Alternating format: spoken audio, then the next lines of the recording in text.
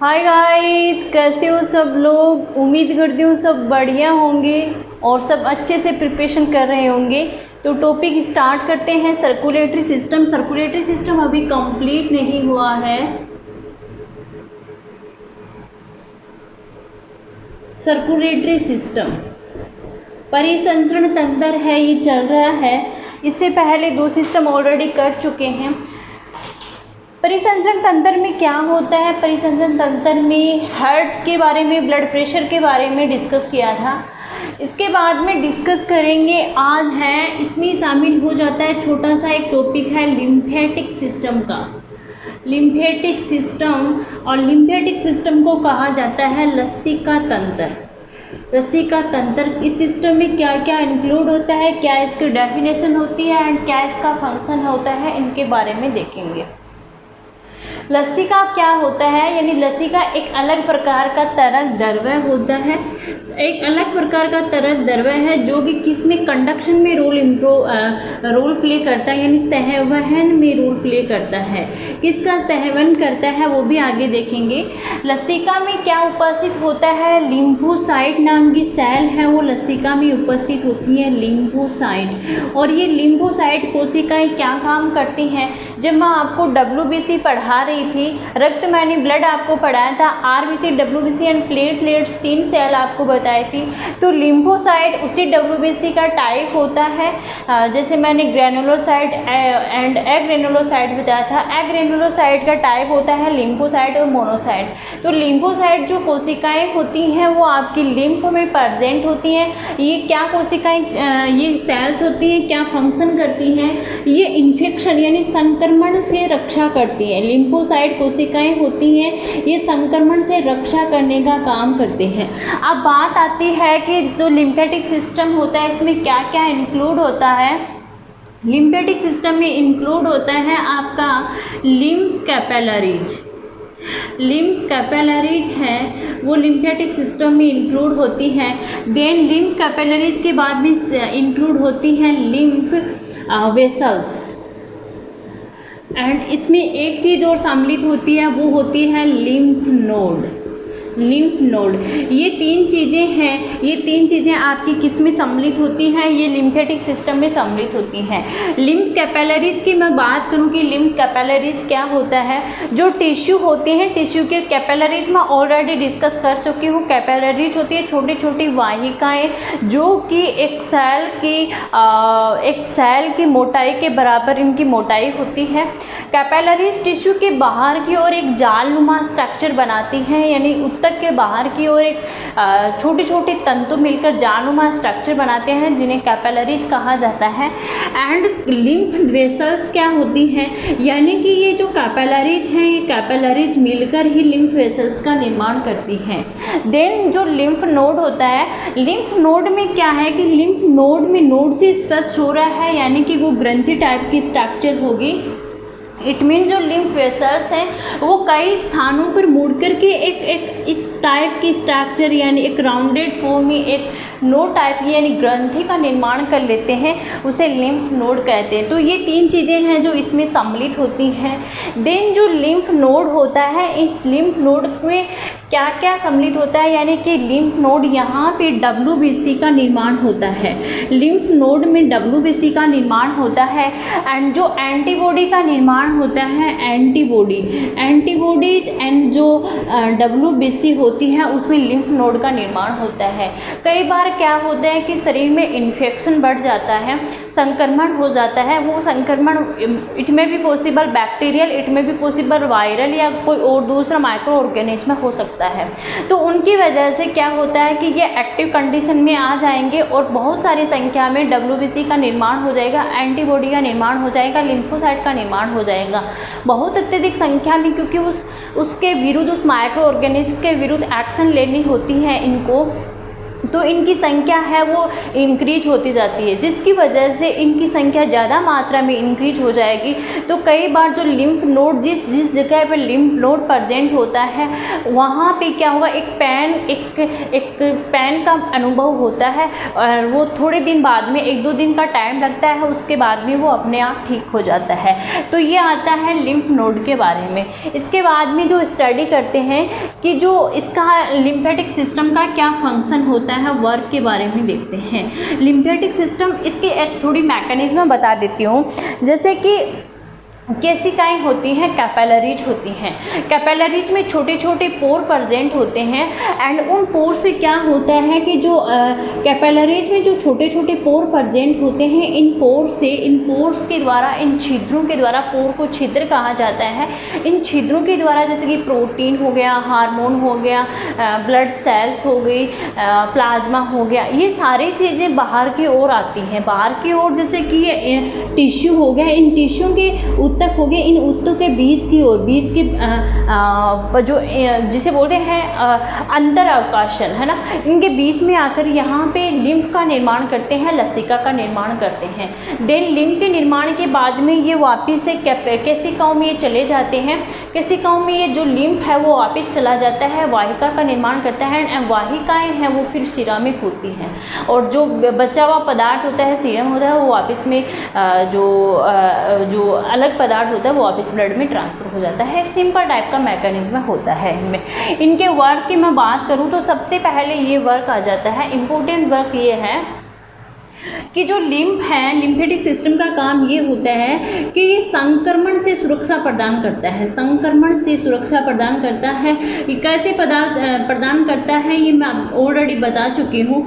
Second work में ये आता है कि ये प्रोटीन हो गया, हार्मोन हो गया, इन सब का जो परिवहन है, इनका परिवहन है, इसमें इम्पोर्टेंट रोल प्ले करता है लिम्फेटिक सिस्टम। 3 चीज़ ये होती है कि फैट के अब्जॉर्प्शन और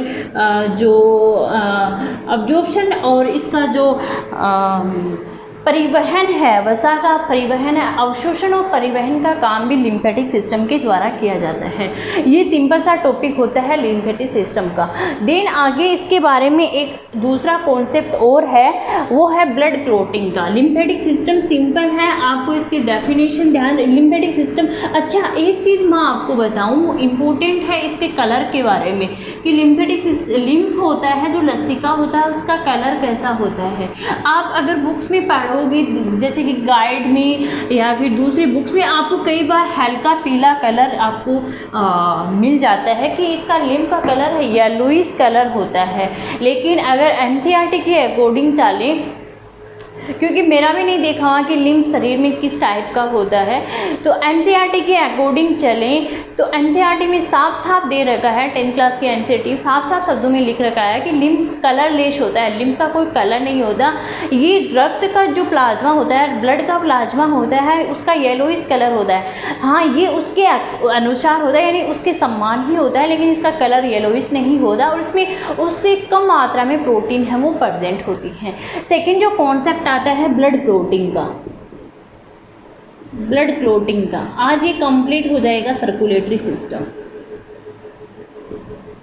ब्लड क्लॉटिंग का, ब्लड क्लॉटिंग क्या है, यानी रक्त का थक्का बनना, रक्त स्कंदन।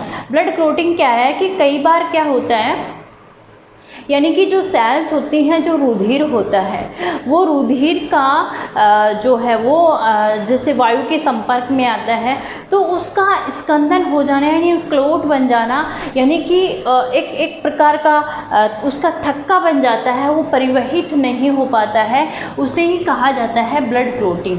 ब्लड क्लॉटिंग में भी कुछ नहीं है, सिंपल सा फंडा है, एक बार समझने के बाद में आपको समझ में आ जाएगा। तो हाँ, ब्लड क्लॉटिंग में ब्लड क्लॉट कैसे बनता है, यानी कि जो ब्लड वेसल्स डैमेज हो जाती हैं, मृत हो जाती हैं, डैमेज कंडीशन में आ जाती हैं, तो जो ब्लड होता है वो एक जेलीफॉर्म स्ट्रक्चर में कन्वर्ट हो जाता है। तो उस जेलीफॉर्म स्ट्रक्चर को ही ब्लड क्लॉटिंग कहा जाता है, रक्त का स्कंदन कहा जाता है। अब ये कैसे बनता है, इसकी मैकेनिज्म के ऊपर डिस्कस करते हैं। डेफिनेशन आपको आई होप अच्छे से क्लियर हो गई होगी। इसकी मैकेनिज्म पे थोड़ा सा वो है कॉन्सेंट्रेट होते हैं कि ब्लड है क्लोट कैसे, ब्लड का क्लोटिंग कैसे बनता है। सबसे पहले ये होता है कि जब ब्लड है वाहिकाओं से क्षतिग्रस्त हो रहा है, कहीं चोट लग गई है तो वहाँ से ब्लड बह रहा है, देन वो रक्त वायु के कांटेक्ट में आएगा, वायु के संपर्क में आएगा तो ब्लड में प्रेजेंट होती है थ्रोम्बोसाइट।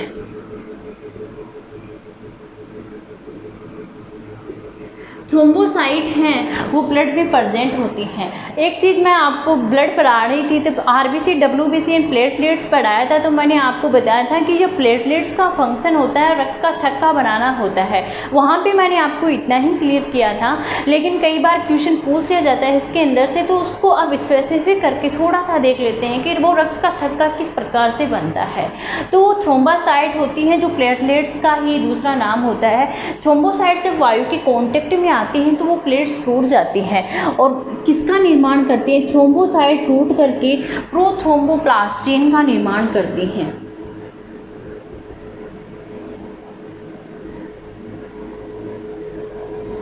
थ्रोम्बोसाइट जब वायु के कांटेक्ट में आती हैं तो प्रोथ्रोम्बोप्लास्टिन का निर्माण करती हैं।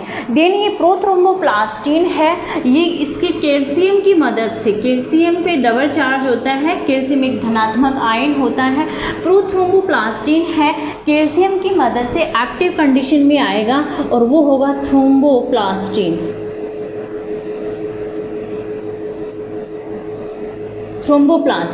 प्रोथ्रोम्बोप्लास्टिन है कैल्शियम की प्रेजेंस में एक्टिव कंडीशन में आकर थ्रोम्बोप्लास्टिन का निर्माण करेगा।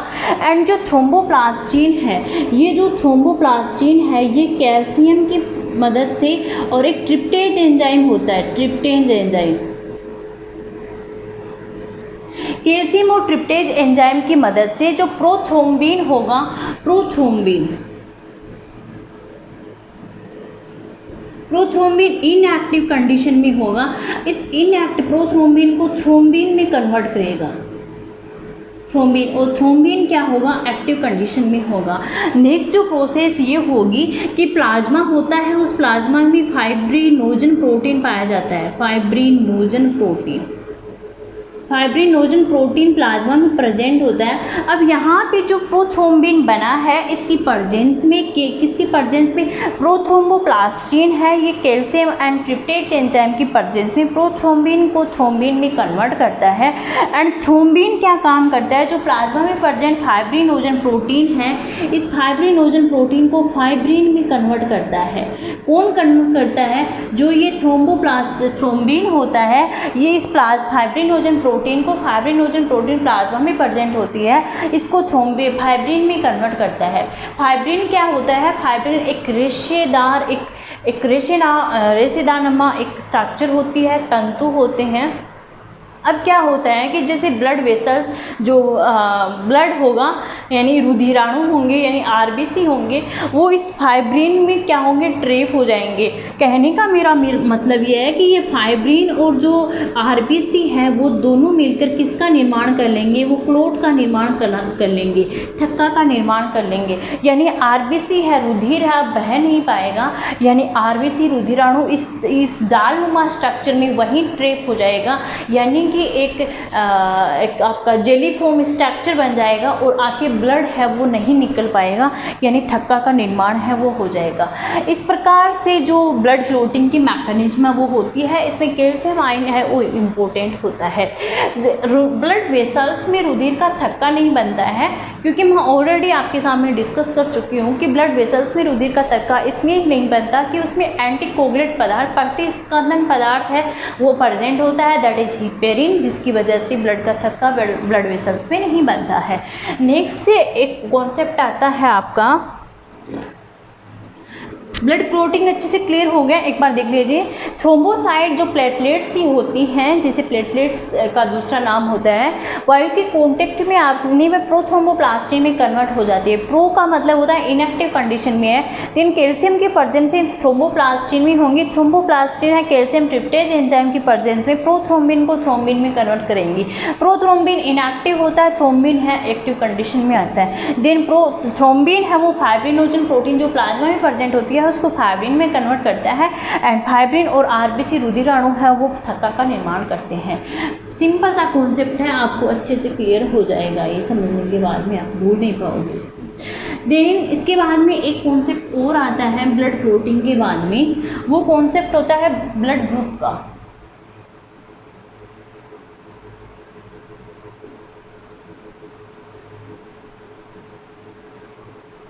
ब्लड ग्रुप तो आप सभी लोगों ने सुना ही होगा और अधिकतर को पता भी होगा कि ब्लड ग्रुप है वो खुद का क्या क्या होता है, कौन सा ब्लड ग्रुप होता है।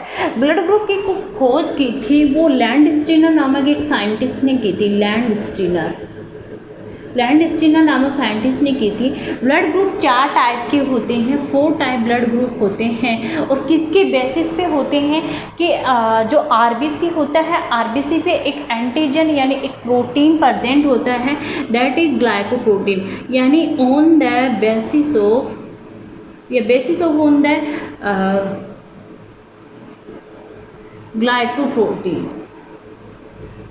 ग्लाइकोप्रोटीन क्या है, आरबीसी फिर एक प्रेजेंट एक तरह का क्या है, एंटीजन है।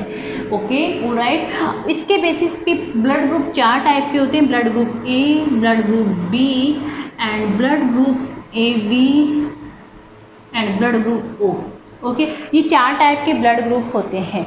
यानी कि कहने का मतलब कैसे डिसाइड किया कि ब्लड ग्रुप ए है, बी है, ए बी है, ओ है, तो इनका डिसाइड करने का ये था कि जो आरबीसी होती है उस पर कौन सी एंटीजन है वो प्रेजेंट होती है। ग्लाइकोप्रोटीन एक एंटीजन ही है। तो इसके बाद में इसका क्या हुआ कि यहाँ जैसे कि ब्लड ग्रुप ए है, इसका मतलब ये हुआ कि इसमें कौन सी एंटीजन प्रेजेंट है। एंटीजन होती है ब्लड ग्रुप ए में ए, ब्लड ग्रुप में बी एंटीजन होती है, ए बी ब्लड ग्रुप में ए बी एंटीजन होती है, ओ बी ब्लड ग्रुप में कोई एंटीजन है वो प्रेजेंट नहीं होती यानी एब्सेंट होती है। देन इस पे एंटीबॉडी देखी गई कि ब्लड ग्रुप में कौन सी एंटीबॉडी होती है, तो ब्लड ग्रुप ए में बी एंटीबॉडी होती है और बी में ए एंटीबॉडी होती है। ए बी में एंटीबॉडी नहीं होती, ओ ब्लड ग्रुप में ए बी एंटीबॉडी होती है। देन इसके बाद में देखा जाए कि ए ब्लड ग्रुप वाला व्यक्ति है वो किसको ए ब्लड ग्रुप वाला व्यक्ति किसको दिया जा सकता है, यानी कि ए ब्लड ग्रुप है, यानी ए ब्लड ग्रुप वाला जो रक्त है वो किसको दिया जा सकता है, किसको दिया जा सकता है। ये कॉन्सेप्ट यहीं पे क्लियर कर लेना क्योंकि आगे ट्रांसफ्यूजन का भी एक कॉन्सेप्ट आएगा, वो भी देखेंगे किसको दिया जा सकता है। तो ए ब्लड ग्रुप वाला व्यक्ति है ये ब्लड दे सकता है, ए को दे सकता है, ए बी को दे सकता है। बी ब्लड ग्रुप वाला व्यक्ति ए को दे सकता है, ए बी को दे सकता है। ए बी ब्लड ग्रुप वाला व्यक्ति है ए बी को दे सकता है। ओ ब्लड ग्रुप वाला व्यक्ति है वो ए को, बी को, ए बी को एंड ओ को सभी को दे सकता है। देन किससे ब्लड लिया जा सकता है, किससे रक्त लिया जा सकता है।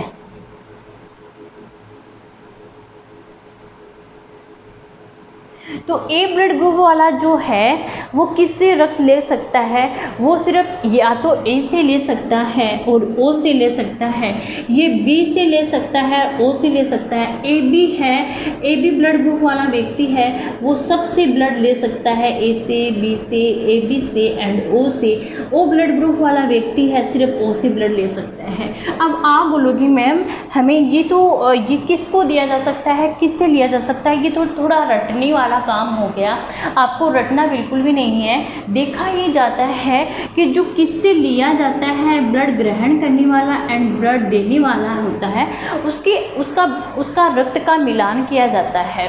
यानी कि इनका मिलान इसलिए किया जाता है कि इनका एंटीजन एंटीबॉडी है वो उनका सम्मोहन ना हो जाए। यानी कहने का मतलब है, मैं एक उदाहरण आपके सामने प्रस्तुत करूं, जैसे कि ए ब्लड ग्रुप वाला व्यक्ति है, ए ब्लड ग्रुप वाला व्यक्ति। अब मैंने कहा कि किसको किसको रक्त दिया जा सकता है, यानी कि ए ब्लड ग्रुप वाला व्यक्ति क्या हो गया, डोनर हो गया। डोनर क्या हो गया, ए ब्लड ग्रुप वाला व्यक्ति है। एंड रिसिपिएंट क्या हो गया, रिसिपिएंट यानी किसको दिया जा सकता है। अब मान लीजिए मैं यहाँ पे लिखूँ ए ब्लड ग्रुप में बताऊँ कि ए ब्लड ग्रुप को दिया जा सकता है। बोले मैम आप इसको हमें समझा कर बताइए कि हमें समझ में आ जाएगी कैसे दिया जा सकता है। ठीक है, देखते हैं कि ए ब्लड ग्रुप वाला, एक चीज़ आपको फंडा ध्यान में रखना है कि इसमें एंटीजन एंटीबॉडी को आपको ध्यान में रखना है। लेने वाले का एंटीजन, देने वाले की एंटीबॉडी। तो डोनर है, डोनर में क्या प्रेजेंट होता है, जो डोनर होता है यानी कि रेसिपिएंट को देख लेते हैं। रेसिपिएंट में ए एंटीजन है, ए तो है एंटीजन, और क्या हो गया रेसिपिएंट में बी क्या हो गई, एंटीबॉडी हो गई। अब डोनर में क्या हो गया, ए हो गया एंटीजन और बी क्या हो गई, बी हो गई एंटीबॉडी। अब क्या होगा, अगर ये डोनर है इस रेसिपिएंट को इसको रक्त देगा तो इसमें क्या होगा, एंटीजन एंटीबॉडी, एंटीजन एंटीबॉडी क्या होंगे, ये देखो ये एंटीजन एंटीबॉडी सेम नहीं है ना, इसमें एंटीजन ए है इसमें बी एंटीबॉडी है, यानी कि ये इसको दे सकता है रेसिपिएंट। एक फंडा ये आप दिमाग में रख लेना, जब भी आप इस चीज़ को सोल्व करो तो अपनी एक कॉमन सा चीज़ ये ट्रिक समझ लेना कि लेने वाले का एंटीजन, देने वाले का एंटीबॉडी, फिर आपको कंफ्यूज नहीं होगी। तो इसमें देखो एंटीजन ए और एंटीजन बी है, यानी ये सेम नहीं है, कोगुलेट नहीं होगा ब्लड, तो इसको दिया जा सकता है। अब मैं यहाँ पे ये मैं बात करूँ, जैसे मैं यहाँ पे बी का एग्जाम्पल लूँ, बी का एग्जाम्पल लूँ, क्या मैम बी ब्लड ग्रुप को दिया जा सकता है, बी का भी देख लेते हैं कैसे। बी में क्या होगा, बी में क्या होगा, बी में ए तो होगा, बी तो होगा एंटीजन और ए क्या होगा, एंटीबॉडी। एंटीबॉडी अब मैंने बताया लेने वाले का एंटीजन, देने वाले की एंटीबॉडी। तो लेने वाले का एंटीजन ए है और देखो एंटीबॉडी ए, यानी कि ये कोगुलेट होगा, सेम है, कोगुलेट हो जाएगा, रक्त का थक्का बन जाएगा यहाँ पे, इसलिए व्यक्ति की डेथ हो जाएगी, यानी ये इसको नहीं दे सकता। इस एक एग्जाम्पल की मदद से आप सभी कॉन्सेप्ट है वो क्लियर कर सकते हो। यहाँ पे एक चीज़ ये है कि ये ए है, बी है, ए बी है, ओ है, ये क्या होंगे, ये यहाँ पे देखो ये इसका मतलब ये है कि ओ है, ओ ब्लड ग्रुप वाला, यानी कि किससे रक्त लिया जा सकता है, ओ सिर्फ ओ से ले सकता है, लेकिन ये सभी को दे सकता है। ओ है सिर्फ ओ से ले सकता है, सभी को दे सकता है, यानी ए बी ब्लड ग्रुप है ये सार्वत्रिक ग्राही है, सार्वत्रिक ग्राही। और बी ब्लड ग्रुप है, ये ओ ब्लड ग्रुप है ये सार्वत्रिक दाता। यहाँ पे मैं जो ब्लड ग्रुप के साथ में एक कॉन्सेप्ट क्लियर करवा रही हूँ, वो है ब्लड ट्रांसफ्यूजन का। सभी का ब्लड ट्रांसफ्यूजन का, यानी कि ब्लड का आदान प्रदान का। ब्लड का आदान यानी कि रक्त जब एक दूसरे को दिया जाता है तो ब्लड का मैचिंग किया जाता है कि इसमें कौन से एंटीजन प्रेजेंट है, कौन सी एंटीबॉडी प्रेजेंट है। देन इस हिसाब से ब्लड को लेने वाले को कहा जाता है रेसिपिएंट, लेने वाले को ब्लड लेने वाले को कहा जाता है रेसिपिएंट और देने वाले को कहा जाता है डोनर। लेने वाले को रेसिपिएंट, देने वाले को डोनर, इस चीज़ को आप ध्यान में रखना। एंड जो ब्लड ग्रुप ए बी होता है, ए बी ब्लड ग्रुप को सार्वत्रिक ग्राही कहा जाता है, और ए बी जो ओ ब्लड ग्रुप होता है, ओ बी को ओ ब्लड ग्रुप होता है, ओ को कहा जाता है सार्वत्रिक दाता।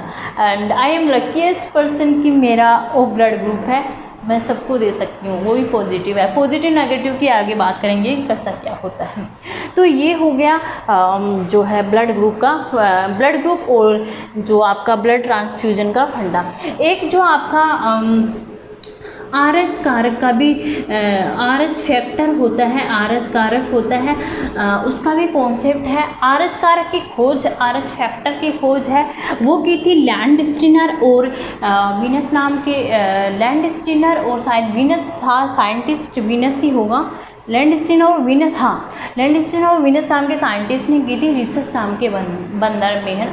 और जो आरएच कारक का ये मतलब होता है कि जो ह्यूमन होता है, ह्यूमन में एक स्पेसिफिक टाइप का है, बंदर से इसकी खोज की थी, जो कि ह्यूमन का पूर्वज ही रहा है, कि RH एक अलग टाइप का एक एंटीजन होता है जो कि ह्यूमन में जो ब्लड होता है उसमें प्रेजेंट होता है RH। लेकिन इसमें जो प्लाज्मा में RH जो एंटीजन होता है, यानी RH कारक क्या होता है कि ब्लड में प्रेजेंट एक RH एंटीजन को ही RH कारक कहा गया है।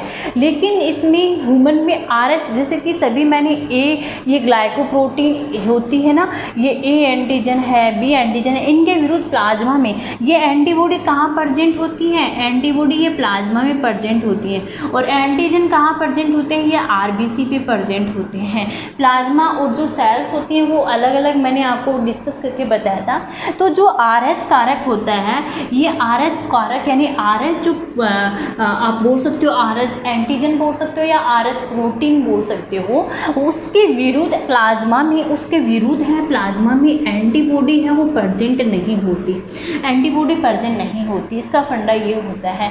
और जिस ह्यूमन में ये RH फैक्टर प्रेजेंट होता है, RH प्रोटीन प्रेजेंट होती है, RH एंटीजन प्रेजेंट होता है, उसको कहा जाता है RH पॉजिटिव। और जिसमें ये प्रेजेंट नहीं होती उसको कहा जाता है RH नेगेटिव, उसको कहा जाता है RH negative, RH positive, RH negative का ये फंडा होता है। अब होता ये है कि इसका ये होता है कि जब RH पॉजिटिव, RH नेगेटिव व्यक्ति को RH पॉजिटिव का ब्लड दे दिया जाता है तो उसमें उस व्यक्ति में RH के विरुद्ध एंटीबॉडी बन जाती है, एंटी-RH एंटीबॉडी बन जाती हैं जो उसको ही डैमेज कर देती हैं। इससे संबंधित एक रोग होता है जिसे कहा जाता है इरिथ्रोब्लास्टोसिस।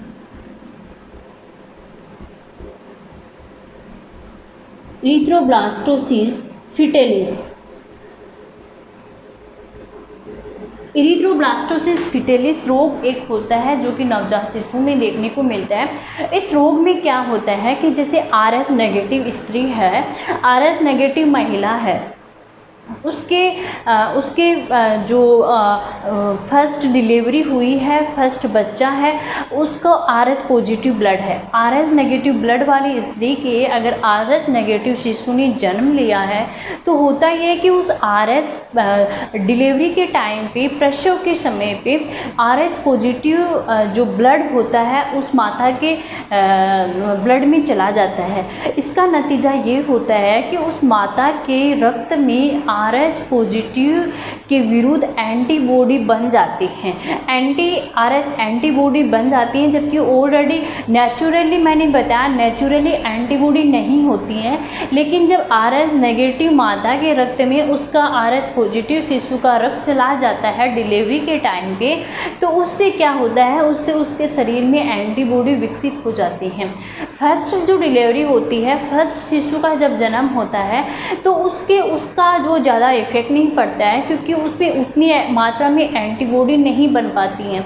लेकिन जब सेकंड प्रेगनेंसी होती है, सेकंड प्रेगनेंसी के बाद में क्या होता है, जो फीटस होता है, भ्रूण होता है, उसमें जो RH पॉजिटिव ब्लड ग्रुप है, अब क्या होगा, उस जो एंटीबॉडी है वो वापस से या तो ड्यूरिंग प्रेगनेंसी या डिलीवरी के टाइम पे जो माता के शरीर में RH एंटीबॉडी बनी हुई है वो फीटस के अंदर या शिशु के अंदर है वो चली जाती है। इससे जो शिशु का जो RBC होती है वो RBC लाइसिस हो जाती है, उसका लयन हो जाता है और शिशु की डैमेज भी हो जाती है। इस रोग को कहा जाता है इरिथ्रोब्लास्टोसिस फिटेलिस। इससे बचाव का एक तरीका होता है, बचाव का ये तरीका होता है कि इसको या तो शिशु के जो ब्लड होता है उसको पूरी तरीके से ट्रांसफ़र कर दिया जाए, जबकि इम्प्योर ब्लड यानी RH नेगेटिव ये पॉजिटिव वाला ये फंडा होता है, तो शिशु को ब्लड को, क्योंकि उसमें एंटीबॉडी चली गई है, अब इसको शिशु के जो ब्लड होता है उसका पूरी तरीके से उसका ब्लड है वो ही चेंज कर दिया जाए। दूसरा एक फंडा ये होता है कि डिलीवरी के 72 घंटे पूर्व माता को एंटी-RH एंटीबॉडी का इंजेक्शन लगाया जाता है, जिससे ये सारी इरिथ्रोब्लास्टोसिस एलिस ये जो रोग है ये होने से, ये घातक बीमारी है, ये आगे होने से रुक जाती है। यानी कि डिलीवरी के 72 घंटे पूर्व लगा देने से बच्चे में वो ब्लड नहीं जा पाता है, एंटीबॉडी नहीं जा पाती हैं, जिससे उसकी आरबीसी डैमेज नहीं होती है। तो यहाँ पे ये RH कितने कॉन्सेप्ट ब्लड ग्रुप का, ट्रांसफ्यूजन का एंड RH का फंडा है, ये क्लियर हुआ। अब एक चीज़ और देखते हैं, वो चीज़ है इससे संबंधित डिजीज, यानी सर्कुलेटरी, जैसे रेस्पिरेटरी सिस्टम से संबंधित डिजीज़ पढ़ेंगे, वैसे ही सर्कुलेटरी सिस्टम से संबंधित कुछ डिजीज होती हैं, उनके बारे में देख लेते हैं। एक डिजीज़ होती है आपकी एनीमिया। एनीमिया को कहा जाता है रक्ताल्पता। एनीमिया में क्या होता है कि हीमोग्लोबिन की कमी हो जाती है। एनीमिया जो डिजीज़ होती है उसमें हीमोग्लोबिन की कमी हो जाती है, एंड उसमें हीमोग्लोबिन की कमी कैसे, जैसे कि आयरन की कमी हो गई, फोलिक एसिड की कमी हो गई, विटामिन B12 की कमी हो गई, ये सारी देखने को मिलती है एनीमिया डिजीज़ में। दूसरी एक डिजीज़ होती है जिसे कहा जाता है एंजाइना। इस एंजाइना डिजीज़ में क्या होता है, इसका कारण ये होता है एंजाइना में कि जो ब्लड होता है, यानी कि जो आपका ब्लड नहीं, जो हार्ट होता है, हार्ट में जो हार्ट है उस हार्ट में, हार्ट की मसल्स तक ऑक्सीजन नहीं पहुंच पाती है, यानी हार्ट में या तो ऑक्सीजन नहीं पहुंच पाती है, उसकी आपूर्ति कम हो जाती है हार्ट में ऑक्सीजन पहुंचने की, तो इसके कारण से एंजाइना नामक डिजीज़ है वो उत्पन्न हो सकती है। इसमें क्या होता है, इसमें हार्ट में एक कष्टदारी पेन है वो उत्पन्न होता है। नेक्स्ट एक प्रकार की और डिजीज होती है जिसे बोलते हैं हार्ट शोक। हार्ट शोक में ये होता है कि कोरोनरी जो धमनी होती है, उस कोरोनरी आर्टरी में, कोरोनरी जो धमनी होती है उसमें ब्लॉकेज आ जाता है। ब्लॉकेज आ जाने की वजह से जो है वो ब्लड का सही तरीके से ट्रांसफ़र नहीं हो पाता है, जिसे हार्ट शोक कहा जाता है। ये डिजीज होती है कॉमन सर्कुलेटरी सिस्टम से रिलेटेड। यहाँ पे बहुत सारे कॉन्सेप्ट हैं, बहुत जल्दी जल्दी क्लियर किए हैं। जल्दी जल्दी इसलिए क्लियर किए हैं क्योंकि ये थोड़ा सा मतलब मेन सर्कुलेटरी सिस्टम से थोड़ा सा मतलब एक बाहरी, इसकी चार दीवारी के अंदर जो आ जाते हैं, तो चार दीवारी का निर्माण करते हैं। तो इसके बारे में थोड़ा थोड़ा डिस्कस कर लिया ताकि यहाँ से क्वेश्चन आ जाए तो मिस नहीं होना चाहिए। हमारा टारगेट है 30 से 30 नंबर लाना, यानी कि 30 में से 30 नंबर लाना टारगेट है। इसमें से एक नंबर भी नहीं कटना चाहिए और बिल्कुल आएंगे। सिर्फ आप मेरे साथ बने रहिए। आपका जो 4 यूनिट दे रखी हैं, 5-5 क्वेश्चन आते हैं, 10 नंबर की जो उसमें आते हैं, तो इसका एक भी क्वेश्चन है वो आपका नहीं कटेगा। 15 नंबर प्लस 15 नंबर, इसमें ये जो 30 नंबर है वो टोटल। तो यहाँ पे सर्कुलेटरी सिस्टम कंप्लीट होता है। देन इसके बाद में आगे जो है वो डिस्कस करेंगे, दूसरा कोई चैप्टर लेंगे, सिस्टम लेंगे, उस सिस्टम पे आगे डिस्कस करेंगे। तो ये आई होप, मुझे ये आशा है कि आप सब लोग जैसे जैसे मैं पढ़ा रही हूँ उसके साथ में आप मेहनत कर रहे होंगे। टीचिंग मेथड है वो बाद में देखेंगे, यानी कि ये 4 यूनिट हैं, 4 यूनिट के बाद में जो है वो टीचिंग मेथड है। इसके बाद में ये पहली यूनिट चल रही है, इसके बाद में फोर्स वाली यूनिट है और 2 यूनिट और बचेंगे आई थिंक। तो ये कंप्लीट हो जाने के 2 यूनिट है टीचिंग मेथड की। तो ये टीचिंग मेथड बाद में करेंगे, लास्ट में करेंगे ना। टीचिंग मेथड एक एक यूनिट 5-5 नंबर की, यानी टोटल 30 क्वेश्चन आएंगे, 30 नंबर के आएंगे। तो पढ़ते रहिए, मेहनत करते रहिए। All the best.